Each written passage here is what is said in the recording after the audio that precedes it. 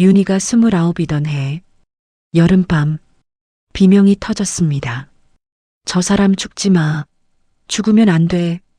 최윤희 피투성이 남편을 안고 울부짖었어요. 남편 김태준, 태준건설 대표 36살. 숨이 끊어지고 있었습니다. 교통사고 그렇게 발표됐어요.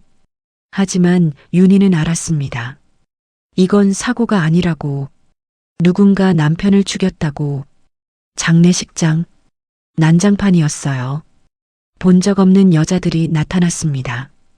울면서 사장님 하고 부르는 여자들. 시어머니가 윤희를 노려봤어요. 내가 남편을 제대로 챙겼으면 이런 일이 없었을 거야. 윤희가 32이던 해 더 충격적인 일이 벌어졌습니다. 한 여자가 아이를 데리고 나타났어요. 이 애는 태준 씨 아들이에요. 사생아. 윤희는 그 자리에서 주저앉았습니다. 35. 윤희는 재혼했어요. 박진호. 재벌 2세. 사람들이 손가락질했습니다. 돈 때문에 재혼했대. 37. 박진호의 전처가 나타났어요. 우리 이혼 안 했어요. 윤희는 첩이 되어 있었습니다. 그리고 남편이 때리기 시작했어요. 38. 딸이 말했습니다. 엄마 결혼식에 오지 마. 45. 아들이 소리쳤어요. 엄마 때문에 우리가 이렇게 된 거야. 지금 윤희는 89입니다. 요양원 창가에 앉아 있어요. 혼자. 기자가 물었었습니다. 후회하시나요? 윤희가 대답했어요. 다 겪어봐야 알았어요. 인생이 이렇게 지독한지. 20에 결혼해서 29에 과부가 되고 35에 다시 결혼했지만 지옥이었습니다. 한 여자가 60년을 살아냈어요. 사랑했고 배신당했고 모든 것을 잃었지만 끝까지 살아남았습니다. 최윤희의 이야기입니다. 윤희의 이야기가 궁금하시다면 지금 구독 버튼을 눌러주세요. 좋아요도 함께 부탁드립니다. 여러분의 응원이 큰 힘이 됩니다. 윤희가 20이던 해 봄이었습니다. 명동 백화점 앞에서 한 남자가 윤희를 봤어요. 김태준, 27살, 작은 건설회사를 운영하는 사업가였습니다. 눈이 마주쳤어요. 태준이 다가왔습니다. 커피를 마셨어요. 태준은 매력적이었습니다. 자신감이 넘쳤고 말을 잘했어요. 큰 사업가가 되겠다고 했습니다. 서울을 다 자기가 짓겠다고. 윤희는 웃었어요. 허풍 같았지만 왠지 믿음이 갔습니다. 3달 후 태준이 청혼했어요. 윤희의 부모는 반대했습니다. 하지만 윤희는 고집을 부렸어요. 결혼식은 화려했습니다. 조선호텔 대연회장, 하객 300명. 윤희는 행복했습니다. 드디어 내 인생이 시작되는구나. 신혼집은 강남이었어요. 당시로는 최고급 주택가. 태준은 일에 미쳤습니다. 아침 일찍 나가서 밤늦게 들어왔어요. 윤희는 혼자 집을 지켰습니다. 21. 딸 수진이 태어났어요. 태준이 아기를 안았습니다. 하지만 금방 회사로 나갔어요. 윤희 혼자 아기를 키웠습니다. 23. 아들 민우가 태어났어요. 태준은 더 바빴습니다. 회사가 급성장하고 있었거든요. 집에 거의 오지 않았어요. 윤희는 이해했습니다. 남편이 성공하는 게 좋았으니까. 24살. 태준건설이 대형 프로젝트를 따냈어요. 정부 청사 건설. 신문에 났습니다. 태준은 유명해졌어요. 파티가 많아졌습니다.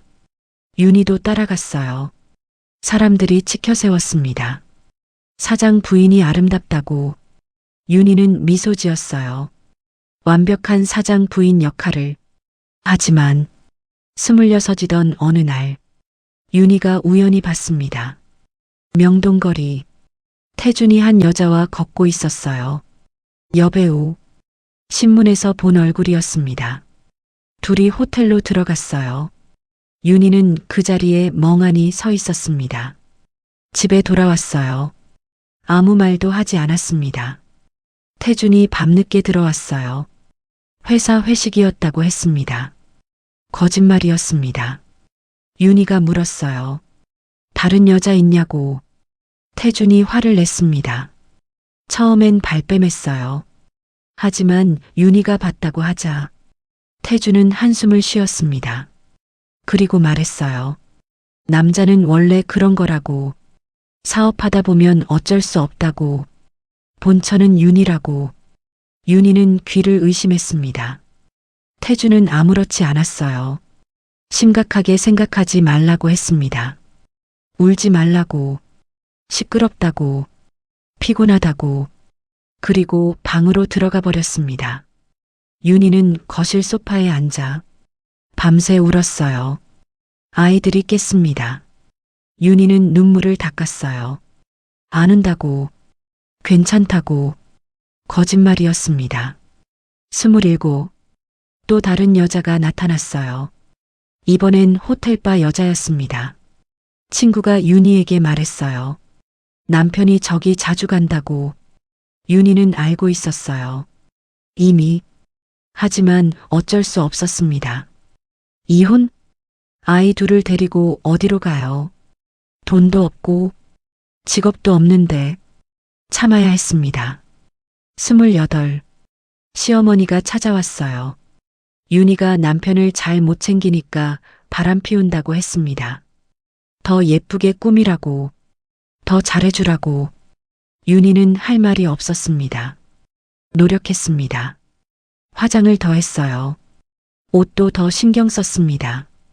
음식도 더 정성껏 만들었어요. 하지만 태준은 변하지 않았습니다. 오히려 더 심해졌어요. 29 되던 해, 여름, 태준이 대형 프로젝트를 또 따냈어요. 경쟁이 치열했던 프로젝트, 경쟁 건설사들이 분노했습니다. 뒷돈을 썼다는 소문이 돌았어요. 태준은 웃었습니다. 그냥 시기라고. 하지만 윤희는 불안했어요. 왠지 모를 불길한 예감. 7월 어느 날 밤, 태준이 전화했어요. 늦을 거라고. 거래처 사람들이랑 술 먹는다고. 윤희는 알았다고 했습니다. 하지만 태준은 오지 않았어요. 전화가 왔습니다. 사고가 났다고. 윤희는 뛰쳐나갔어요. 아이들을 이웃집에 맡기고 택시를 잡아탔습니다. 현장에 도착했어요. 경찰차, 구급차, 사람들, 그리고 윤희가 봤습니다. 차가 박살나 있었어요. 피가 낭자했습니다. 태준이 들것에 실려 나오고 있었어요. 윤희가 달려갔습니다. 태준의 얼굴, 피투성이었어요. 눈이 반쯤 떠져 있었습니다. 윤희가 불렀어요. 정신 차리라고, 자기라고. 태준이 윤희를 봤어요. 입술이 움직였습니다. 미안하다고. 그게 마지막이었어요. 숨이 멎었습니다. 윤희가 울부짖었습니다. 저 사람 죽지 마. 죽으면 안 돼. 구급대원이 말했어요. 이미 늦었다고. 윤희는 남편을 흔들었어요. 하지만 태준은 차갑게 식어가고 있었습니다. 경찰이 말했습니다. 교통사고라고. 음주운전 차량이 들이받았다고. 윤희는 고개를 저었어요. 이건 사고가 아니라고. 누가 죽였다고. 하지만 경찰은 믿지 않았습니다. 충격이 크다며 진정하라고만 했어요. 윤희는 남편의 시신을 안았어요. 울었습니다. 크게. 왜요? 왜 죽었어요?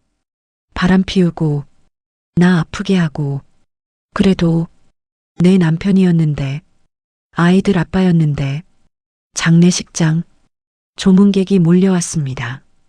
건설업계 사람들, 정부 관계자들, 친척들, 그리고 본 적 없는 여자들이 나타났어요. 여배우, 호텔바 여자, 다른 여자들 모두 울고 있었습니다. 사장님이라고 부르면서 윤희가 봤어요. 그 여자들을. 가슴이 무너졌습니다. 장례식에까지 저 여자들이 와. 시어머니가 소리쳤어요. 여자들을 내쫓았습니다. 그리고 윤희를 노려봤어요. 윤희가 남편을 제대로 챙겼으면 이런 일이 없었을 거라고. 남편도 못 지킨 주제에 입 닥치라고. 윤희는 할 말이 없었습니다. 3일장이 끝났어요. 시댁 식구들이 모였습니다. 재산 얘기였어요. 태중건설, 집, 빌딩, 주식, 현금. 시어머니가 말했습니다. 회사는 자기가 관리한다고. 윤희가 물었어요. 자기 몫은 어떻게 되냐고. 시어머니가 코웃음 쳤습니다. 윤희가 뭘 했냐고. 애들이나 잘 키우라고. 윤희는 울분이 치밀었어요. 자기도 부인이라고. 법적으로 권리가 있다고. 시어머니가 소리쳤습니다. 시어머니한테 대드냐고. 한마디만 더 하면 애들 못 본다고. 윤희는 입을 다물었습니다. 아이들, 8살 수진, 6살 민우, 빼앗길 수는 없었어요. 윤희는 고개를 숙였습니다. 변호사가 불렸어요. 시댁편 변호사였습니다. 유산이 분배됐어요. 태중건설은 시어머니, 빌딩들은 시동생들, 주식은 시댁 친척들, 현금 대부분은 시어머니. 윤희에게 남은 건 강남집 하나, 현금 조금. 그게 다였어요. 윤희가 소리쳤습니다. 너무하다고. 10년을 함께 살았다고. 아이도 낳았다고. 시어머니가 차갑게 말했어요. 싫으면 법원 가라고. 하지만 그러면 애들은 시댁이 키운다고. 윤희는 무너졌습니다. 29. 남편은 죽었고 재산은 빼앗겼고 두 아이만 남았어요. 윤희는 집으로 돌아왔습니다. 텅 빈 집. 아이들이 물었어요. 아빠 언제 오냐고. 윤희는 아이들을 안았습니다. 아빠는 하늘나라 갔다고. 아이들이 울었어요. 윤희도 울었습니다. 하지만 눈물을 빨리 닦았어요. 이제는 엄마 혼자서 이 아이들을 키워야 했으니까 살아야 했습니다. 어떻게든 30살 윤희는 과부가 되었습니다. 혼자 두 아이를 키워야 했어요. 수진 8살, 민우 6살. 아이들은 아빠를 찾았습니다. 매일 밤 울었어요. 윤희도 울고 싶었습니다. 하지만 참았어요.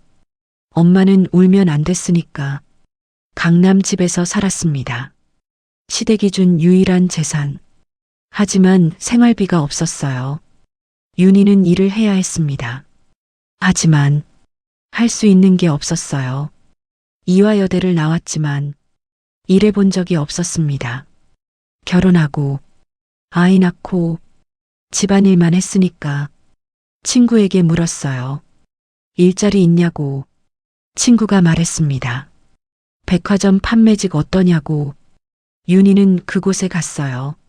면접을 봤습니다. 떨어졌어요. 나이가 많다고. 경력이 없다고.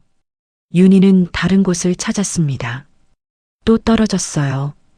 또 일이 없었습니다. 돈이 떨어지기 시작했어요. 집을 팔까 생각했습니다. 하지만 팔면 어디서 살아요? 시어머니에게 전화했습니다. 도와달라고. 시어머니는 차갑게 말했어요. 태중건설 경영이 어렵다고. 윤희 도와줄 여유 없다고. 알아서 살라고. 전화를 끊었습니다. 윤희는 멍하니 앉아 있었어요. 어떻게 살지? 31살. 윤희는 피아노 학원에서 일을 시작했어요. 피아노를 가르쳤습니다. 이화여대 다닐 때 배웠던 피아노. 그게 유일한 재능이었어요. 월급은 적었습니다. 하지만 없는 것보단 나았어요. 아침 일찍 나가서 밤늦게 돌아왔습니다. 아이들은 혼자 있었어요. 수진이 동생을 돌봤습니다. 9살 언니가 7살 동생을. 윤희는 미안했어요. 하지만 어쩔 수 없었습니다. 살아야 했으니까. 어느 날 시동생이 찾아왔습니다. 태중건설 경영이 어렵다고, 윤희가 사는 집을 팔아야겠다고. 윤희는 소리쳤어요. 이 집은 자기 거라고, 유산으로 받은 거라고. 시동생이 말했습니다. 회사가 망하면 다 끝이라고. 형님이 평생 일군 회사라고. 윤희도 도와야 한다고. 윤희는 거절했어요. 안 된다고. 여기 팔면 아이들이랑 어디서 사냐고. 시동생이 화를 냈습니다. 형수가 너무 이기적이라고. 가족인데 어떻게 그럴 수 있냐고. 그리고 나가버렸어요. 다음 날 시어머니가 왔습니다. 윤희를 보더니 한숨을 쉬었어요. 우리 아들이 죽어서 회사가 이렇게 됐다고. 윤희가 좀 도와줘야 하는 거 아니냐고. 윤희는 고개를 저었습니다. 시어머니가 말했어요. 그럼 애들 우리가 키우겠다고. 윤희 혼자 사는 게 낫다고. 애들한테도 좋다고. 윤희는 깜짝 놀랐어요. 애들을 빼앗으려는 거였습니다. 안 된다고 했어요. 절대 안 된다고. 시어머니가 웃었습니다. 그럼 집을 내놓으라고. 윤희는 울었어요. 왜 이러세요? 왜 저한테만 이러세요? 시어머니는 대답하지 않았습니다. 그냥 나갔어요. 32. 어느 날 한 여자가 윤희를 찾아왔습니다. 처음 보는 얼굴이었어요. 여자가 말했습니다.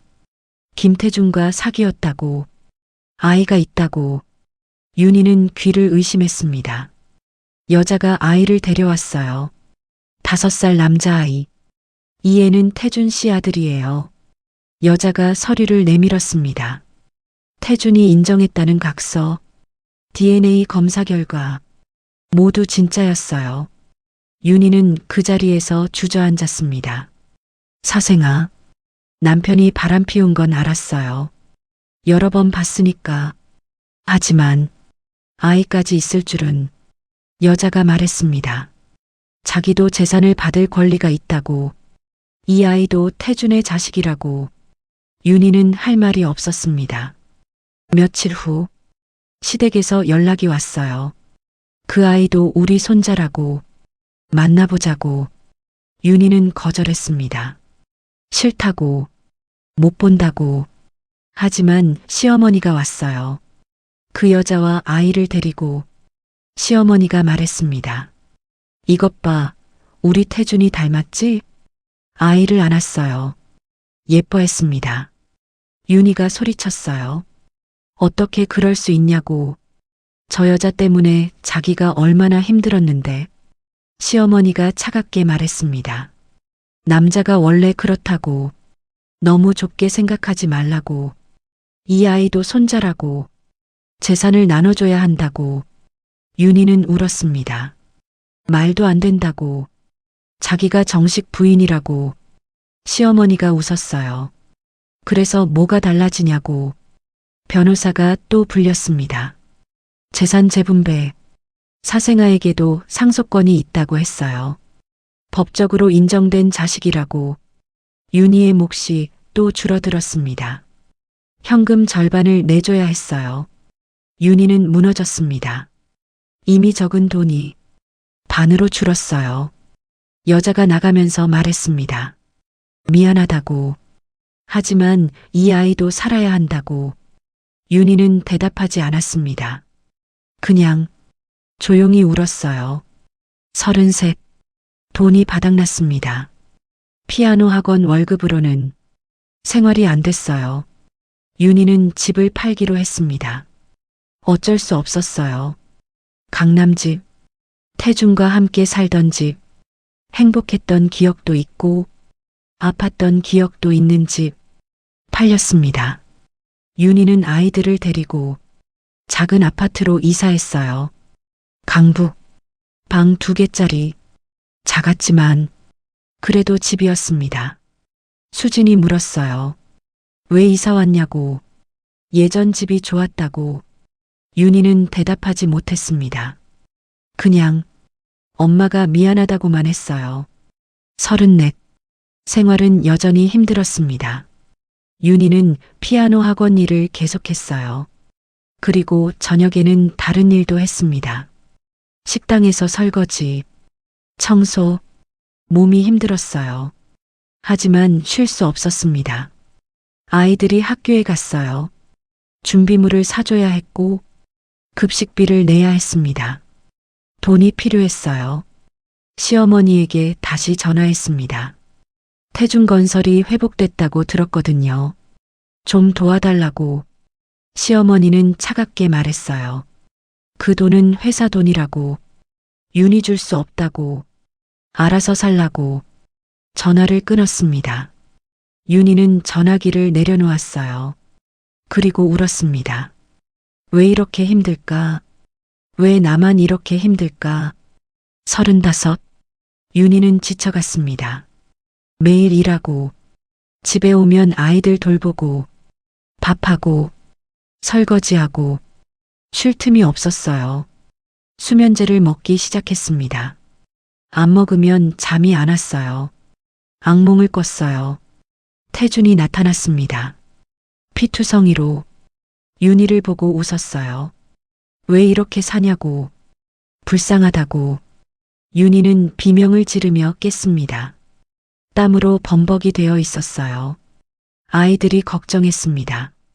엄마가 요즘 이상하다고. 윤희는 괜찮다고 했어요. 거짓말이었습니다. 하나도 괜찮지 않았어요. 무너지고 있었습니다. 그때 한 남자가 나타났습니다. 박진호, 45살, 재벌 2세, 윤희를 도와주겠다고 했어요. 윤희는 그 남자를 봤습니다. 구원자처럼 보였어요. 하지만 그건 착각이었습니다.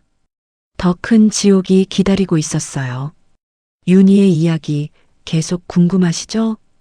구독과 좋아요 버튼을 눌러주시면 끝까지 함께 하실 수 있습니다. 여러분의 응원이 큰 힘이 됩니다. 박진호는 친절했습니다. 윤희를 만나러 자주 왔어요. 아이들에게도 잘해줬습니다. 수진과 민우에게 선물을 사줬어요. 놀이공원에도 데려갔습니다. 아이들이 좋아했어요. 오랜만에 웃었습니다. 윤희는 마음이 흔들렸어요. 박진호가 말했습니다. 윤희를 보호해주겠다고, 아이들도 책임지겠다고, 평생 함께하고 싶다고. 윤희는 고민했습니다. 남편이 죽은 지 6년. 아직 젊었어요. 35. 혼자 살기엔 너무 힘들었습니다. 친구들에게 물었어요. 재혼해도 되냐고. 친구들은 말렸습니다. 너무 빠르다고. 사람들이 뭐라고 할 거라고. 하지만 윤희는 지쳐 있었어요. 더 이상 혼자는 못 견디겠다고 생각했습니다. 박진호에게 말했어요. 결혼하겠다고. 박진호가 기뻐했습니다. 윤희를 안았어요. 행복하게 해주겠다고 약속했습니다. 결혼식은 조용했어요. 하객이 많지 않았습니다. 박진호 쪽 사람들이 대부분이었어요. 윤희 쪽은 몇 명 안 왔습니다. 친구들이 수군거렸어요. 너무 빨리 재혼한다고. 돈 때문인 것 같다고. 윤희는 들었습니다. 하지만 신경 쓰지 않으려 했어요. 신문에 났습니다. 건설업계 거물 김태준의 미망인 재벌 2세와 재혼. 기사가 쏟아졌어요. 윤희를 비난하는 댓글들. 돈 때문에 재혼했다고. 남편 죽은 지 얼마 안 됐는데 자식들은 생각도 안 하냐고. 윤희는 신문을 보지 않으려 했습니다. 하지만 사람들이 손가락질했어요. 길을 걸으면 수군거리는 소리가 들렸습니다. 아이들이 학교에서 놀림받았어요. 수진이 울면서 돌아왔습니다. 친구들이 뭐라고 했대요. 엄마가 돈 때문에 재혼했다고. 새 아빠가 재벌이라고. 윤희는 딸을 안았습니다. 미안하다고, 엄마가 잘못했다고. 하지만 속으로 생각했어요. 그래도 이제는 괜찮을 거라고, 박진호가 지켜줄 거라고. 착각이었습니다. 36, 박진호와 함께 산 지 1년. 행복했습니다. 처음에는 박진호는 돈이 많았어요. 큰 집에서 살았습니다. 윤희는 일을 그만뒀어요. 박진호가 그만두라고 했거든요. 아이들도 좋은 학교로 전학 갔습니다. 모든 게 좋아 보였어요. 하지만 37 되던 해, 한 여자가 나타났습니다. 박진호의 전처, 윤희를 찾아왔어요. 여자가 말했습니다. 자기랑 박진호는 이혼 안 했다고, 법적으로 아직 부부라고. 윤희는 믿을 수 없었습니다. 여자가 서류를 내밀었어요. 호적 등본, 가족관계 증명서, 모두 진짜였습니다. 이혼 신고가 안 되어 있었. 윤희는 그 자리에서 무너졌습니다. 자기가 첩이 된 거였어요. 여자가 말했습니다. 박진호가 거짓말했다고, 윤희를 속였다고, 빨리 나가라고, 안 그러면 경찰에 신고하겠다고. 윤희는 집으로 돌아왔습니다. 박진호에게 따졌어요. 박진호는 당황했습니다. 처음에는 발뺌했어요. 하지만 증거가 있었습니다. 결국 인정했어요. 이혼 서류를 냈는데 처리가 안 됐다고, 곧 정리할 거라고, 조금만 기다려달라고. 윤희는 울었습니다. 어떻게 이럴 수 있냐고, 자기를 속였냐고. 박진호가 사과했어요. 하지만 변명이었습니다. 신문에 또 났습니다. 재벌 2세 박진호, 중혼 스캔들, 최윤희, 첩신세. 난리가 났어요. 기자들이 집 앞에 몰려왔습니다. 사진을 찍었어요. 윤희는 집 밖에 나갈 수 없었습니다. 아이들이 더 심하게 놀림받았어요. 수진이 집에 와서 울었습니다. 엄마 때문에 자기가 왕따라고, 엄마 때문에 인생이 망했다고. 윤희는 할 말이 없었습니다. 민우도 말을 안 했어요. 엄마를 보지 않으려 했습니다. 윤희는 아이들에게 미안했습니다. 정말 미안했어요. 박진호는 바뀌었습니다. 더 이상 친절하지 않았어요. 술을 마셨습니다. 많이. 그리고 화를 냈어요. 윤희 탓이라고. 윤희 때문에 자기가 망신당한다고. 윤희는 참았습니다. 자기 잘못도 있다고 생각했으니까. 38. 박진호가 또 바람을 폈습니다. 젊은 여자, 25살. 윤희가 우연히 봤어요. 박진호가 그 여자와 식당에 있었습니다. 손을 잡고 윤희는 집에 가서 기다렸어요. 박진호가 늦게 들어왔습니다. 윤희가 물었어요. 다른 여자 있냐고. 박진호가 화를 냈습니다. 시끄럽다고. 간섭하지 말라고. 윤희가 소리쳤어요. 자기는 뭐냐고. 아내 아니냐고. 박진호가 웃었습니다. 아내, 법적으로는 첩이라고. 윤희가 울었어요. 박진호가 다가왔습니다. 그리고 때렸습니다. 뺨을 후려쳤어요. 윤희는 바닥에 쓰러졌습니다. 입술이 찢어졌어요. 피가 났습니다. 박진호가 말했습니다. 여자가 주제를 알아야 한다고. 시끄럽게 굴지 말라고. 그리고 나가버렸어요. 윤희는 바닥에 누워 울었습니다. 왜 이렇게 됐을까? 재혼하면 행복할 줄 알았는데 지옥이었습니다. 39. 폭력은 계속됐습니다. 박진호는 술만 마시면 때렸어요.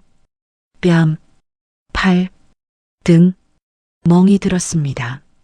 윤희는 화장으로 가렸어요. 아이들에게 들키지 않으려고. 하지만 아이들은 알았습니다. 수진이 물었어요. 왜 새아빠랑 사냐고.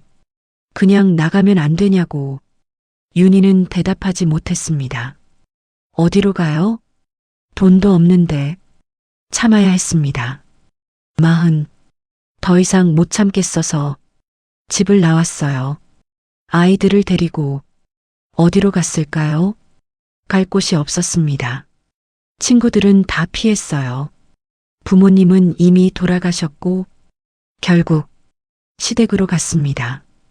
죽은 남편 태준의 어머니에게 시어머니가 문을 열었어요. 윤희를 보더니 한숨을 쉬었습니다. 들어오라고 했어요. 하지만 차갑게 말했습니다. 공짜로 있을 순 없다고, 집안일을 해야 한다고. 윤희는 고개를 숙였습니다. 알겠다고. 전 시댁에서 윤희는 식모처럼 살았습니다. 아침 일찍 일어나 밥을 했어요. 청소했습니다. 빨래했어요. 설거지했습니다. 시어머니는 윤희를 부렸어요. 이것 해라, 저것 해라. 윤희는 했습니다. 한때는 이 집 주인이었는데 이제는 하녀였어요. 수진이 엄마를 봤습니다. 걸레질하는 엄마, 시어머니한테 혼나는 엄마. 딸이 울었어요. 엄마가 불쌍하다고. 윤희는 웃었습니다. 괜찮다고. 엄마는 괜찮다고. 거짓말이었습니다. 하나도 괜찮지 않았어요. 41. 박진호가 찾아왔습니다. 돌아오라고 했어요. 미안했다고. 윤희는 고개를 저었습니다. 안 간다고. 박진호가 화를 냈습니다. 그럼 이혼하자고. 재산은 한 푼도 안 준다고. 윤희는 웃었습니다. 이혼도 못한다고. 법적으로 결혼도 안 한 사이라고. 박진호가 할 말이 없었어요. 그냥 나갔습니다. 윤희는 시댁에 남았습니다. 아이들과 함께 지옥 같은 생활이었지만 그래도 살아야 했으니까. 45. 수진이 결혼했습니다. 24살. 좋은 남자를 만났어요. 윤희는 기뻤습니다. 딸이 행복하길 바랐어요. 자기처럼 살지 않기를. 하지만 수진이 윤희에게 말했습니다. 결혼식에 오지 말라고. 윤희는 귀를 의심했어요. 딸이 다시 말했습니다. 시댁에서 엄마 얘기를 들었대요. 재혼했다가 첩됐다고. 스캔들이 많았다고. 시어머니가 싫어한다고. 엄마가 오면 창피하다고. 윤희는 가슴이 무너졌습니다. 자기 딸인데, 자기가 낳아서 키운 딸인데 결혼식에 오지 말라고? 울면서 말했어요. 엄마라고. 엄마인데. 수진이 울었습니다. 하지만 말했어요. 그래도 오지 말라고. 제발. 윤희는 더 이상 말하지 못했습니다. 결혼식 날, 윤희는 멀리서 봤어요. 교회 뒤편에 숨어서 훔쳐보듯이 수진이 웨딩드레스를 입고 있었습니다. 예뻤어요. 신랑과 함께 입장했습니다. 사람들이 박수쳤어요. 윤희는 울었습니다. 소리 내지 않고 조용히. 딸이 행복해 보였어요.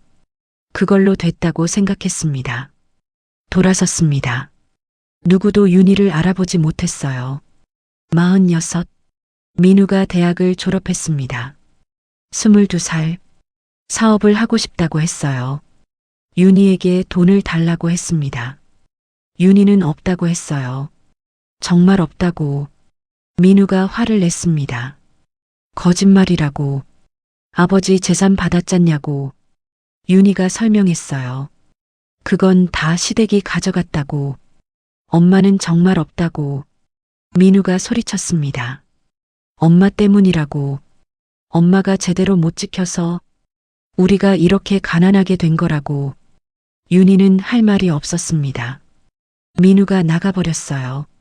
그 후로 연락이 없었습니다. 47. 민우가 사업을 시작했다고 들었어요. 친척에게 돈을 빌렸대요. 윤희는 걱정했습니다. 잘 될까? 48. 민우의 사업이 실패했습니다. 빚만 남았어요. 민우가 윤희를 찾아왔습니다. 돈을 달라고. 빚을 갚아야 한다고. 윤희는 없다고 했어요. 민우가 소리쳤습니다. 엄마 때문이라고. 아버지가 남긴 재산을 엄마가 못 지켜서 자기가 이렇게 됐다고. 엄마가 재혼만 안 했어도 자기 인생이 망하지 않았을 거라고. 윤희는 울었습니다. 미안하다고. 정말 미안하다고. 민우가 말했습니다. 미안하다고 빚이 없어지냐고. 그리고 나갔어요. 윤희는 그 자리에 주저앉아 한참을 울었습니다. 49. 시어머니가 쓰러졌습니다. 병원에 입원했어요. 윤희가 간호했습니다. 시어머니를 돌봤어요. 밥을 먹여주고 씻겨주고. 시어머니는 윤희를 봤습니다. 고맙다는 말은 없었어요. 그냥 당연하다는 듯이 50살 시어머니가 돌아가셨습니다. 장례식, 시댁 식구들이 모였어요. 윤희도 있었습니다. 하지만 아무도 윤희에게 말을 걸지 않았어요. 투명 인간 같았습니다. 장례가 끝나고 시동생이 말했습니다. 이제 집을 비워달라고. 이 집은 시댁 재산이라고. 윤희가 10년 넘게 살았지만 나가야 했어요. 갈 곳이 없었습니다. 수진에게 전화했어요. 딸이 차갑게 말했습니다. 여기는 안 된다고. 시댁 눈치 보인다고. 민우에게도 전화했습니다. 아들도 거절했어요. 자기도 빚 때문에 힘들다고. 윤희는 혼자가 됐습니다. 51살. 작은 원룸을 얻었어요. 시댁에서 나올 때 약간의 돈을 줬거든요. 그걸로 집을 얻었습니다. 방 하나, 화장실 하나. 그게 전부였어요. 윤희는 또 일을 시작했습니다. 식당에서 설거지, 청소. 50살이 넘었지만 일해야 했어요. 살아야 했으니까. 53. 사생아 이복 동생이 소송을 걸었습니다. 재산 분배가 불공정했다고. 더 받아야 한다고. 법정에 섰어요. 변호사가 물었습니다. 김태준의 혼외 자식이 맞냐고. 윤희는 대답했어요. 맞다고. 변호사가 말했습니다. 그럼 이 아이도 상속권이 있다고. 윤희가 소리쳤습니다. 자기도 피해자라고. 자기도 당한 거라고. 하지만 법은 냉정했습니다. 판사가 말했어요. 법은 법이라고. 또 재산을 내놔야 했습니다. 남은 돈의 절반. 윤희는 거의 빈털터리가 됐어요. 55. 수진이 전화했습니다. 이혼했다고. 남편이 바람을 폈대요. 윤희에게 도움을 달라고 했습니다. 윤희는 웃었습니다. 이제 와서? 이제 엄마가 필요하냐고? 수진이 울었어요. 윤희는 한숨을 쉬었습니다. 그래도 엄마니까 들어오라고 했어요. 수진이 왔습니다. 손자를 데리고 5살 남자아이. 윤희는 손자를 봤어요. 귀여웠습니다. 딸과 손자를 좁은 원룸에서 살게 했어요. 힘들었지만 그래도 좋았습니다. 가족이 생겼으니까. 56. 민우가 결혼했다고 연락이 왔어요. 축의금을 보냈습니다. 적은 돈이었지만 엄마 마음이었어요. 민우는 고맙다고 했습니다. 하지만 결혼식에는 초대하지 않았어요. 윤희는 이해했습니다. 자기가 가면 민우가 불편할 테니까. 57. 수진이 재혼했습니다. 좋은 사람을 만났대요. 윤희는 기뻤어요. 딸이 나가면서 말했습니다. 엄마 고맙다고. 도와줘서. 윤희는 웃었습니다. 당연하다고. 혼자 남았습니다. 다시 작은 원룸에 혼자. 58. 민우가 찾아왔습니다. 아내와 함께 사과하러 왔다고. 그동안 미안했다고. 엄마한테 못되게 굴어서. 윤희는 괜찮다고 했어요. 엄마니까. 민우가 물었습니다. 이제 같이 살자고. 윤희는 고개를 저었어요. 괜찮다고. 혼자 사는 게 편하다고. 거짓말이었습니다. 외로웠어요. 하지만 자식들한테 짐이 되고 싶지 않았습니다. 민우는 돈을 두고 갔어요. 윤희는 그 돈을 받습니다. 그리고 울었어요. 자식들이 이제야 엄마를 찾아왔구나. 예순. 윤희는 일을 그만뒀습니다. 몸이 안 좋아졌어요. 무릎이 아팠습니다. 허리도 아팠어요. 더 이상 일할 수 없었습니다. 국민연금으로 살았어요. 적은 돈이었지만 그걸로 버텼습니다. 원룸에서 혼자 조용히 살았어요. 수진이 가끔 왔습니다. 민우도 한 달에 한 번 정도. 아이들은 윤희에게 돈을 줬어요. 윤희는 받지 않으려 했습니다. 하지만 아이들이 억지로 두고 갔어요. 고맙기도 하고 미안하기도 했습니다. 62. 박진호가 죽었다는 소식을 들었어요. 신문에 났습니다. 재벌 2세 박진호 사망. 윤희는 신문을 봤습니다. 아무 감정이 없었어요. 그저 무덤덤했습니다. 한때는 구원자인 줄 알았던 사람. 하지만 지옥을 준 사람. 이제는 아무것도 아니었어요. 65. 시력이 나빠졌습니다. 안경을 썼어요. 두꺼운 안경. 거울을 봤습니다. 늙었더군요. 주름투성이 얼굴. 희끗희끗한 머리. 윤희는 웃었어요. 이게 나구나. 20에 결혼했던 예쁘던 그 여자가 이렇게 늙었구나. 67. 김태준의 의문사 진실이 밝혀졌습니다. 뉴스에 났어요. 1964년 교통사고가 사실은 경쟁 건설사 사주를 받은 살인이었다고 56년 만에 진실이 드러났습니다. 기자들이 윤희를 찾아왔어요. 인터뷰를 요청했습니다. 윤희는 거절했어요. 이제 와서 알아봤자 뭐가 달라지냐고. 남편은 이미 죽었고 56년이 지났는데. 기자가 물었습니다. 후회하지 않냐고. 윤희는 잠시 생각했어요. 그리고 말했습니다. 다 겪어봐야 알았어요. 인생이 이렇게 지독한지. 기자들이 나갔습니다. 윤희는 창밖을 봤어요. 서울거리. 많이 변했더군요. 자기가 젊었을 때와는 완전히 다른 도시. 69. 코로나가 터졌습니다. 세상이 멈췄어요. 아이들도 오지 못했습니다. 위험하다고. 윤희는 혼자 집에 있었어요. 밖에 나가지 못했습니다. 방 안에서 하루 종일 외로웠어요. 가끔 과거를 떠올렸습니다. 20에 결혼했을 때 태준이 웃던 얼굴, 아이들이 어렸을 때 작고 귀엽던 모습, 행복했던 순간들도 있었어요. 분명히. 하지만 아팠던 순간들이 더 많았습니다. 일은 손주들이 찾아왔습니다. 수진의 아들, 민우의 딸, 윤희를 할머니라고 불렀어요. 윤희는 기뻤습니다. 손주들과 함께 밥을 먹었어요. 이야기를 나눴습니다. 손주들이 물었어요. 할머니는 어떻게 살았냐고. 윤희는 웃었습니다. 그냥 열심히 살았다고. 자세한 이야기는 하지 않았어요. 손주들이 알 필요 없었으니까. 75. 건강이 더 나빠졌습니다. 병원에 자주 갔어요.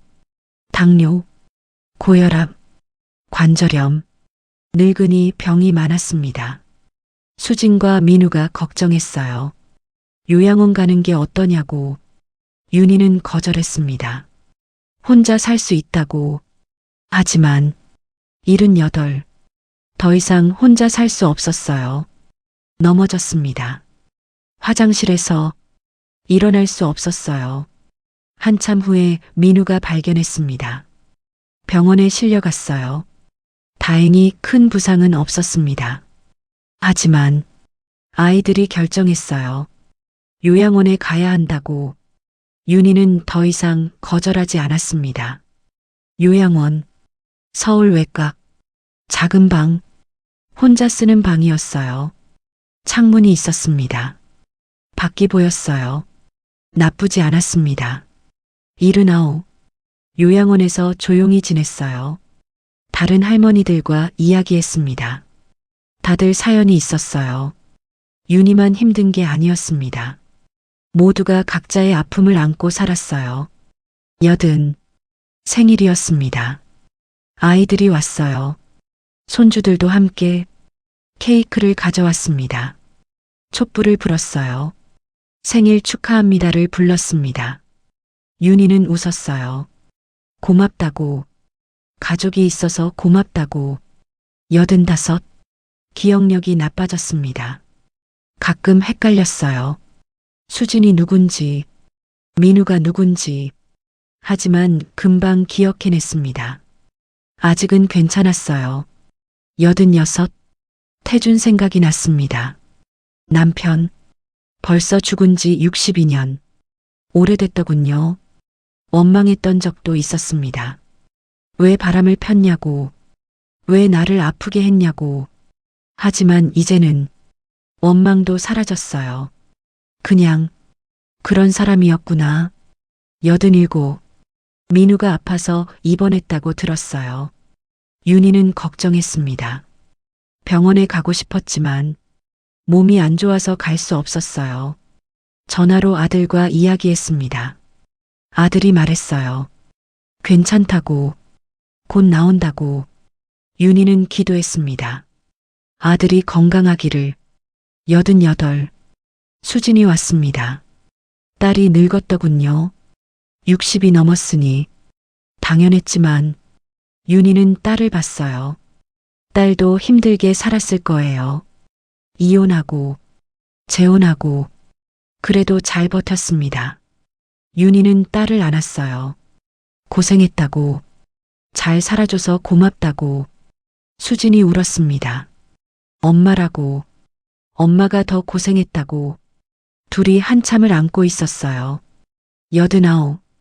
2024년 가을. 윤희는 창가에 앉아 있습니다. 요양원 방. 밖에는 단풍이 들고 있어요. 예쁩니다.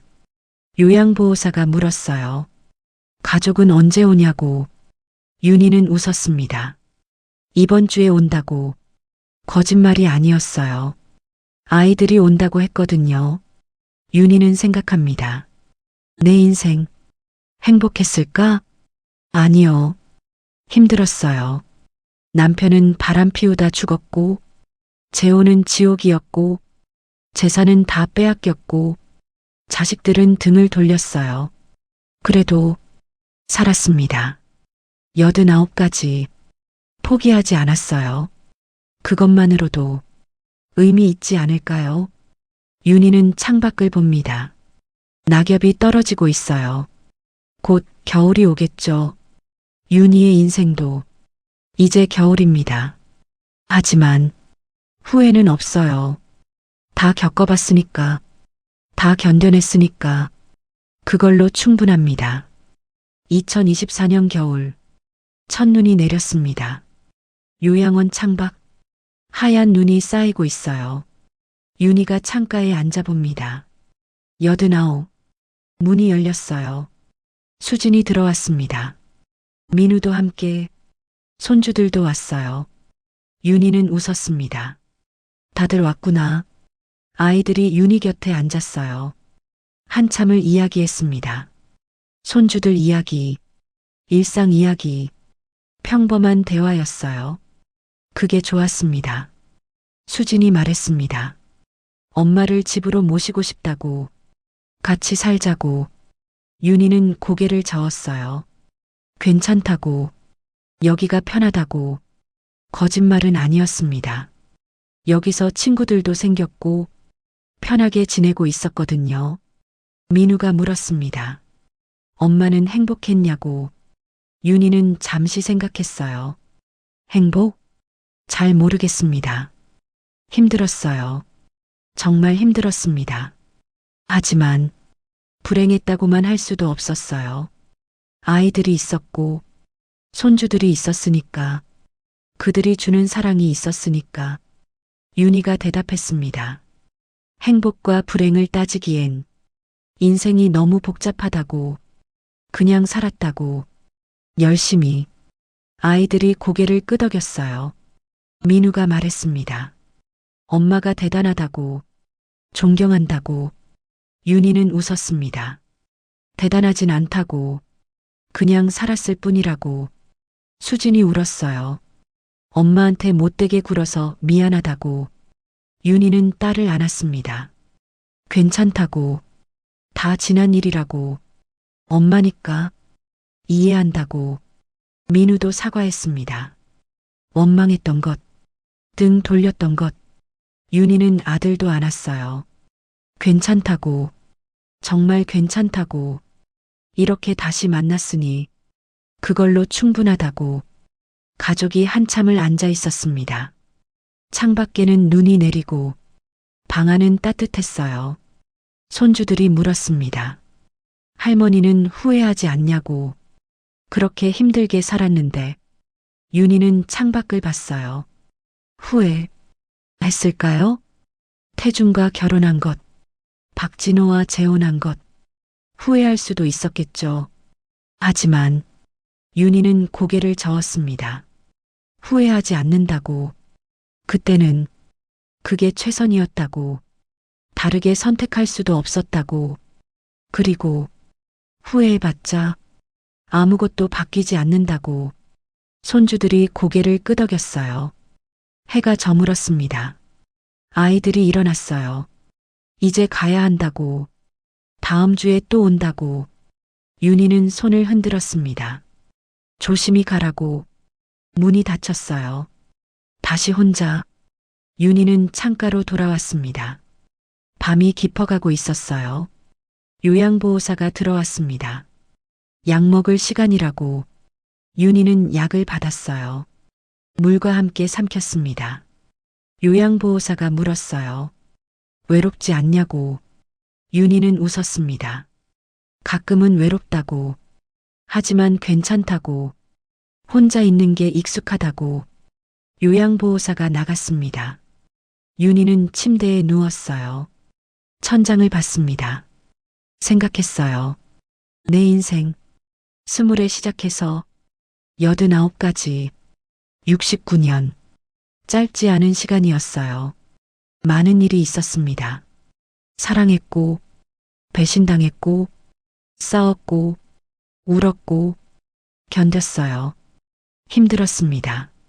무너질 뻔한 순간도 많았어요. 하지만 무너지지 않았습니다. 끝까지. 그게 윤희의 인생이었어요. 눈을 감았습니다. 졸리더군요. 잠이 왔어요. 꿈을 꿨습니다. 태준이 나타났어요.